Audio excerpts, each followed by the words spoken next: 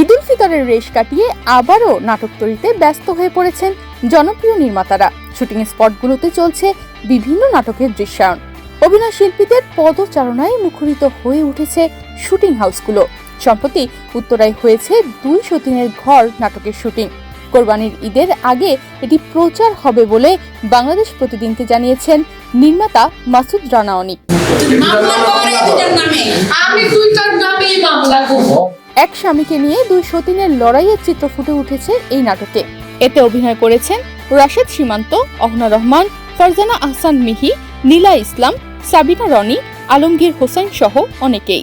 আমি আজকে যে নাটকের শুটিং করছি মাসুদ রানা অনিক পরিচালিত 2 সতীনের ঘর। এখানে আমার কো-আর্টিস্ট হিসেবে যে সতীন তার নাম হচ্ছে মিহি, আর আমার যে স্বামী ক্যারেক্টার তাই সে হচ্ছে রাশেদ ভাই। খুবই মজার একটা গল্প, আর আমি বরাবরই চেষ্টা করি একটা মেসেজ থাকুক গল্পে। এবং 2 সতীনের ঘর দেখলে আসলে বুঝবেন যে বিয়ে একটাই করা ভালো, বউ একটাই ভালো। 2 বউ একসাথে রাখতে গেলে কি ঝামেলা হয় এই নাটক দেখলে বুঝবেন। এইটা একটা কমেডি নাটক, কিন্তু আপনারা যারা জানেন আমার সম্পর্কে বা যারা আমার নাটক দেখে আর কি, তারা তো জানে যে আমার গল্পে একটা সামাজিক মেসেজ থাকবে। এইটাও তার ব্যতিক্রম হবে না। নাটকটির নাম হচ্ছে 2 সতীনের সংসার। পরিচালনায় আছেন মাসুদ রানা অনিক। নাটকটি লিখেছেন পাপ্পু রাজ। গল্প ভাবনায় আমাদের কো-আর্টিস্ট রাশেদ সীমান্ত ভাইয়া। আমার চরিত্রের নাম হচ্ছে সাথী। রাশেদ ভাইয়ার 2 বউয়ের গল্প তো আসলে 2 সতীন, সো সেখানে একজন সতীন হিসেবে আমি থাকি। 2 সতীনের ঘরের গল্প সম্পর্কে জানতে চাইলে নির্মাতা জানান, এতে দেখা যাবে স্বামীকে নিয়ে 2 সতীনের মধ্যে ঝগড়া। আসলে নাটকটি অনেকটা কমেডি ধাঁচের। স্বামীকে নিয়ে 2 স্ত্রীর অনেক মজার দৃশ্য আছে নাটকটিতে।